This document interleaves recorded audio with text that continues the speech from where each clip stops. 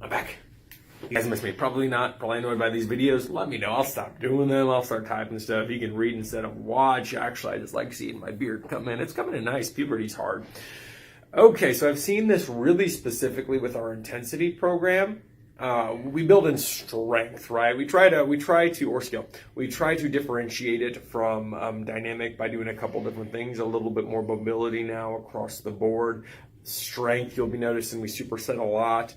And we build in rest, and we're going to come back to that in a second. And then we do have conditioning workouts that have maybe a little bit of difference in time, right? Sometimes they'll take 10 minutes, sometimes they'll take 30 minutes.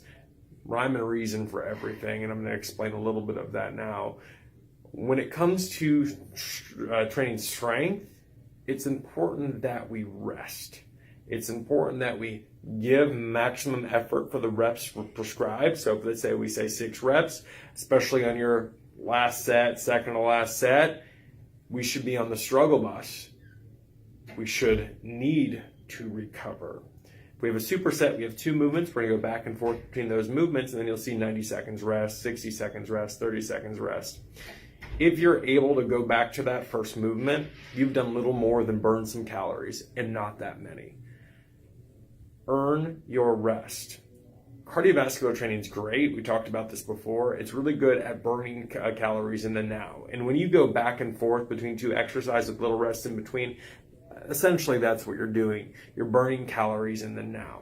The great thing about weight training, the great thing about working with weights that challenge you specifically in those last couple of sets, those last couple of reps, is that we're trying to elicit a change in response. We build in time for you to recover so that you can rest, get back to 90 to 100%, and then do it again. Those last couple repetitions should be difficult. We rest, then we do it again. If you go back and forth between the movements without rest, you're essentially doing cardio. You're burning calories in the now. Weight training burns calories in the now, albeit not as many, but it can burn more calories up to 72 hours after you're done. That's what we're looking for.